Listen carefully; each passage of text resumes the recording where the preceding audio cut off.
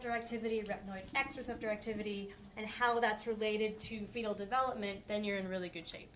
How about the second one?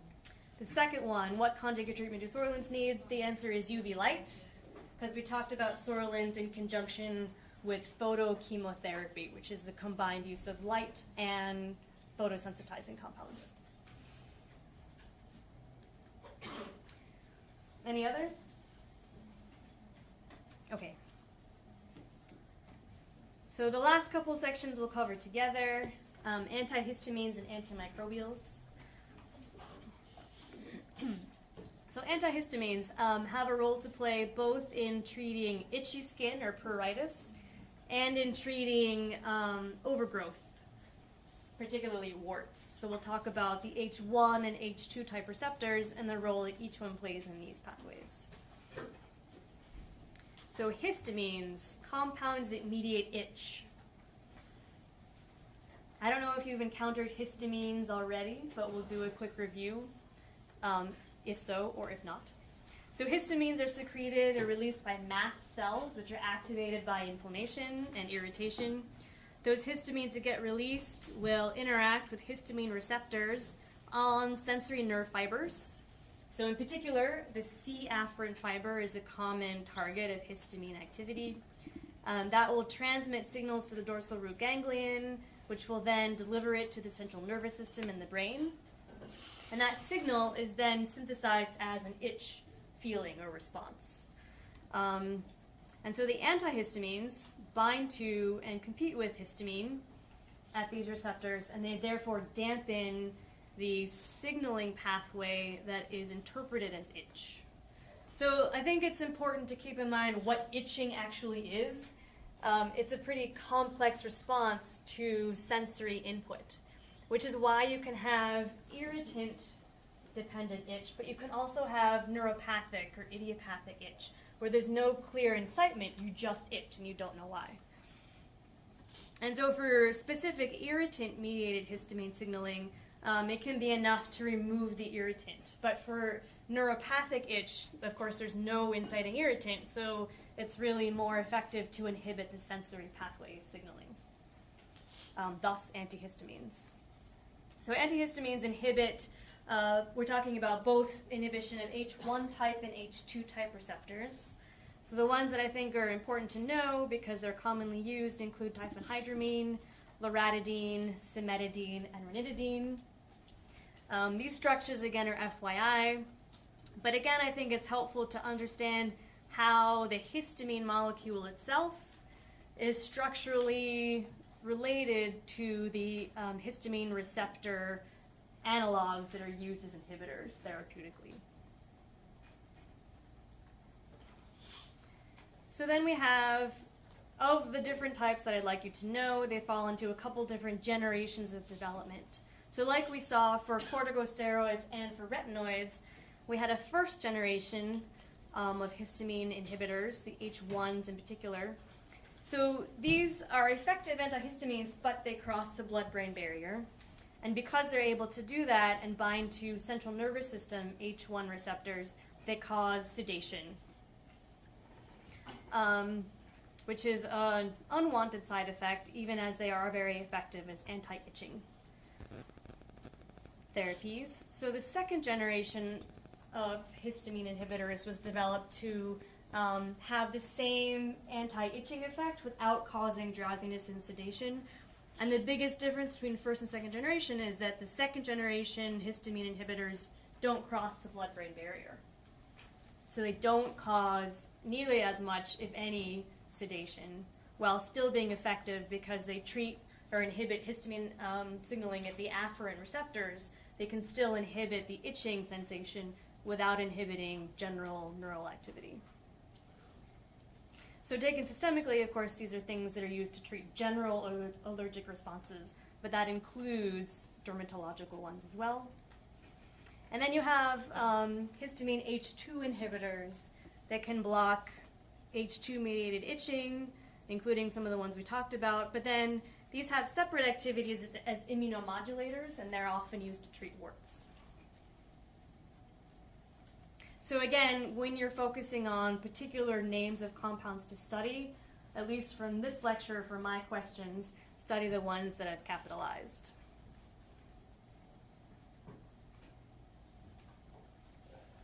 And I think ranitidine was spelled incorrectly in the version that I gave you, so I corrected it and marked it in red. So typically, if you see something in red, it means that I've corrected it from the version that I sent out to you. So I hope to have fewer and fewer of these the more and more times I give these lectures. But there's always something that sneaks by. You'll often notice in the literature that is in your textbooks that a lot of names can be misspelled, they'll have extra letters, there are typos. And I think it's frustrating when I do it, for me, but especially when you're looking at literature, because for drug names, the spelling matters, because single letters can mean the difference between one compound and another. So it's really important to get it right, and I apologize when I get it wrong. Okay, so the adverse effects of antihistamines include sedation, mostly. Question? For your last slide, it says famotidine. Is that Pepsid? Is that spelled wrong, or is that how it's spelled? No. Actually, I will check. It should be FA. Yeah, so I know, so famotidine is an H2 inhibitor, but now I need to check to see if this is actually something or if this is another typo. So I'll get back to you on that one. Okay, so the adverse effects of antihistamines include sedation, particularly for the first generation, not as much for second generation. The biggest difference being whether or not these drugs can cross the blood-brain barrier. Some of these can also interact with CYP3A4 modulators because these are CYP3A4 substrates. And so if you're taking another drug that inhibits CYP3A4 activity, you can have increased concentrations of an H1 inhibitor relative to what is anticipated.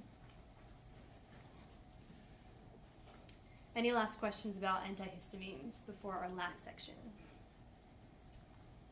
Okay, I guess I'll preface the last section by saying that you cover antibacterials and antibiotics in much greater detail with Dr. McCormick. And so what I'd like to focus on for the dermatology lecture is really what you use them for on the skin, rather than all the names and all the mechanisms of each of the names. Okay, so antibiotics can be used to treat acne, various types of inflammation, and various infections and infestations. So depending on the type of infesting or infecting agent, you choose a chemical therapeutic that can inhibit or kill that organism. So one of the very common antibiotic therapies is for acne. So acne is kind of the culmination of a lot of different sort of small imbalances that add up. And so there are, like psoriasis that we looked at really early in the lecture, acne can be treated by a combination of different types of drugs. But one of those is antibiotics, and those specifically target the P. acnes bacteria that promotes the acne growth. So these are anaerobic bacteria, they're gram-positive, and they proliferate in the clogged pore that can be caused by hyperproliferation of skin cells that covers up a pore, promotes the anaerobic environment, and allows bacterial growth. So the ways to treat this are either to get rid of that extra skin cell production, and so therefore inhibit the anaerobic environment ability, or by directly targeting the bacteria in themselves. So this is FYI, but you'll see acne a lot. Most of us have had it at one point or another. It's a very common skin complaint that a lot of people seek treatment for. So it's very likely that as a practicing pharmacist, you will see this. And again, there are lots of ways and combinations of ways to treat acne depending on its underlying pathology in each patient and in the severity that it manifests in each patient. So treating with antibiotics can help inhibit bacterial growth. Treating with inflammatory modulators can modulate the inflammatory response. Treating with antiproliferatives can inhibit hyperproliferative growth that can promote the anaerobic environments that allow the bacteria to grow.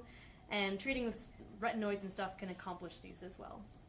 So I think this is a pretty nice summary of how different drug classes together interact to treat the very complex culmination of pathologies that is acne.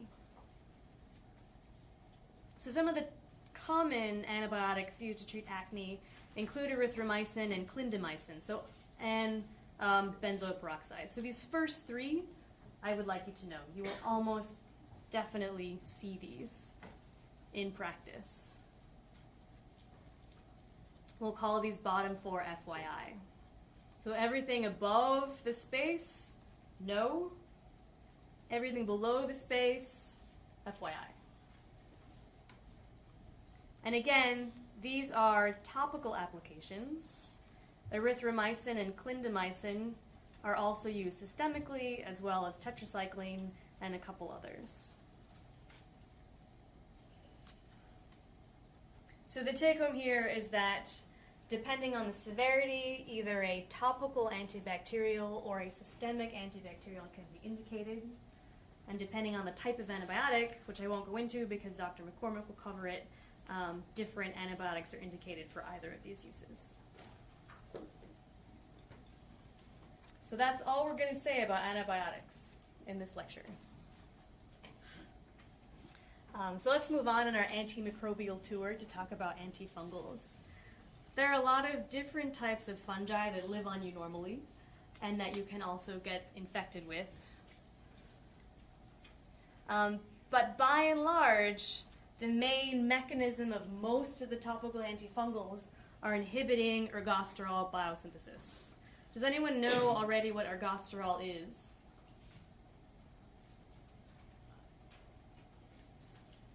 So ergosterol is a very similar, based on the same backbone to cholesterol.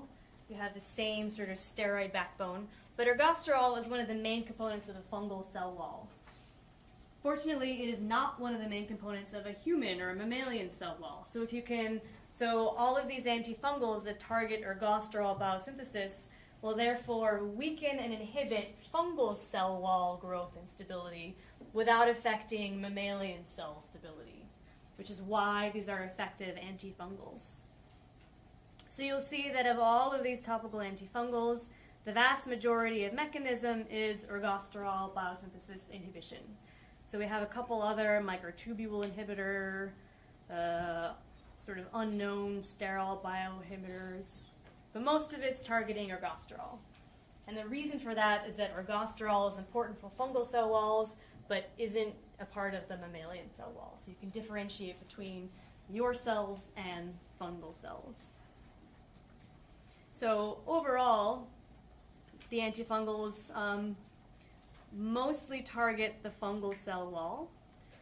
There are some that target cell growth overall, as well as DNA synthesis like we saw previously. But again, for antifungals, focus mostly on ergosterol biosynthesis. And then if we go back a second, most of these you'll see are azoles included here. So we did antibacterials, we're doing antifungals. Just to make sure that we're all on the same page, did Dr. Lopes talk to you about fungal infections, common ones? What are some common fungal infections that you can think of or know of or have had? Athlete's foot, candidiasis, or thrush. So, yes, jock itch. Can't remember if that's bacterial or fungal, honestly. Maybe both. The screen shut down. I'm wiggling back. No. Yes? Okay, leave it alone.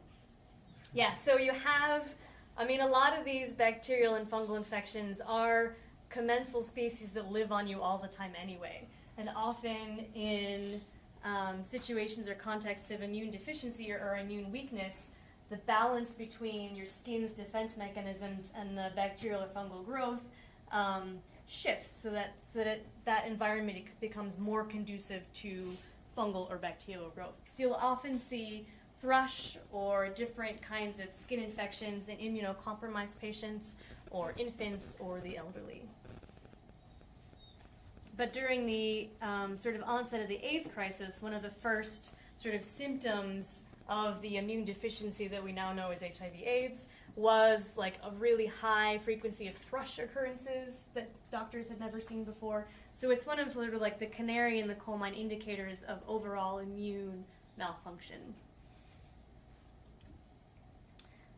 Okay, so we've done bacteria, we've done fungi. Let's go a little bigger and talk about, actually, or smaller, and talk about viruses. So viruses can infect the skin and either cause pathology by themselves or promote the growth of skin that then could cause warts and tumors. So again, let's kind of back up and look at the overall mechanisms of antivirals. So most of these target DNA replication.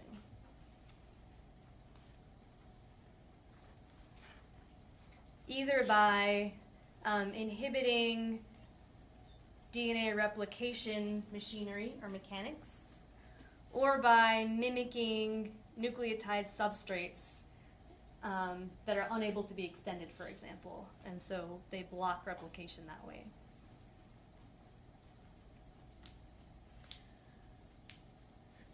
And so what are some common viruses that affect skin or have dermatologic pathologies that you know of? Herpes, both type A and type B. Well, so that's herpes simplex that I think we're talking about.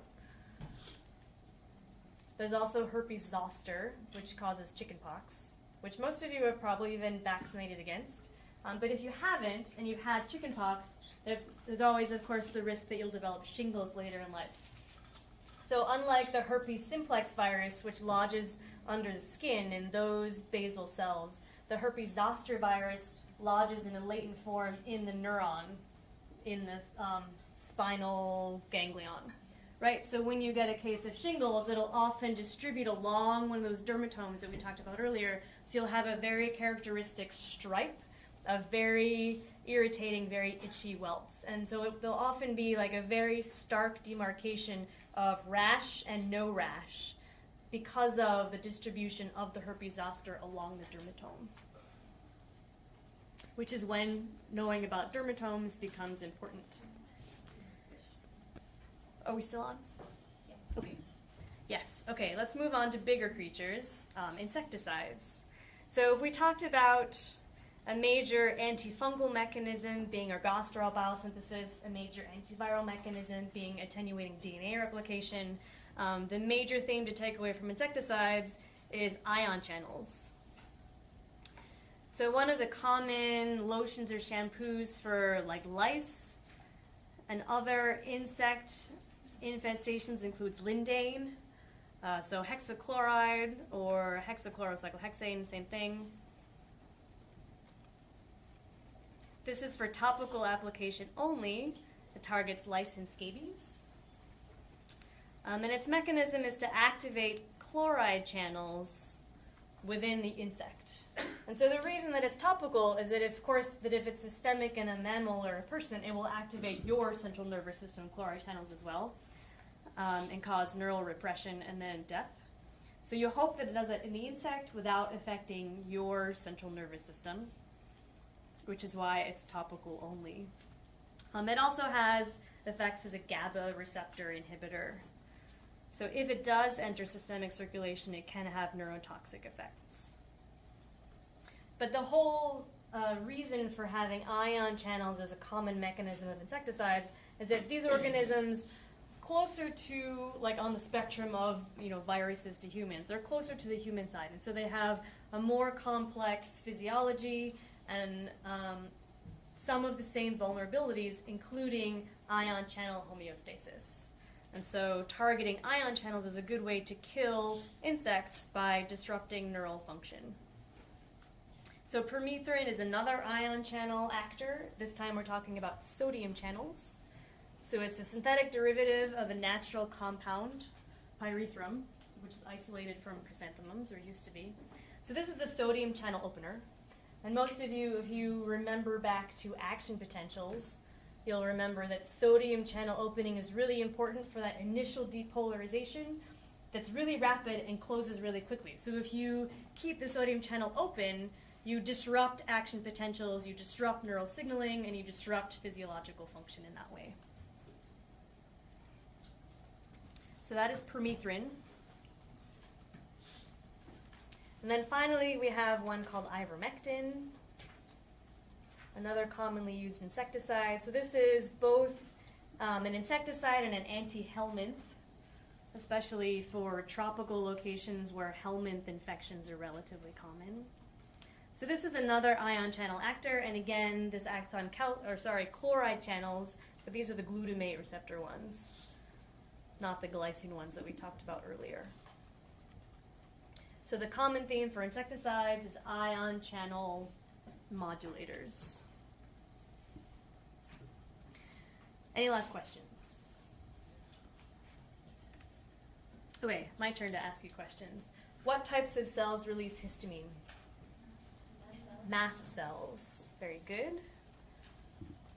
Protein class is a common target of insecticides. If you had to describe all the things we just talked about as a group, what would they be? Ion channels.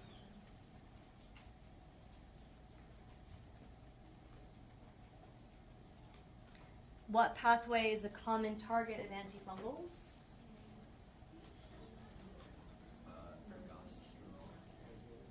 Ergosterol biosynthesis. Ergosterol is related to cholesterol. So if you already know that cholesterol forms phospholipid membranes or parts of phospholipid membranes, you already have a clue as to what ergosterol does, even if you've never heard the word ergosterol before. It's part of the fungal cell wall membrane. What molecule is a common target of antivirals? It's really more of a polymer. DNA. Disrupting DNA synthesis is a common antiviral mechanism. So keep in mind, these aren't the only things by which these antimicrobials act, but these are representative of the common themes of how each of these works.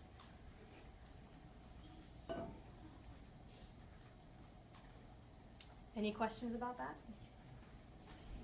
All right, so then at the end, I think these got sent out in the PDF that you received earlier. So these are longer form questions that I'm hoping that you will be able to work on at home. And I think these will really help pull together disparate parts of the lecture for you. If you're comfortable with these questions, that's great. If you're struggling a little bit with them, please come see me or come ask me about it or email me. If you can comfortably answer when you review, all the quick review, if you can work through the lecture objectives and you can answer these questions, then you're good with this lecture. So if you have questions about these, please come up. Otherwise, we're done. Thank you very much. And I'll see you guys again in the spring semester.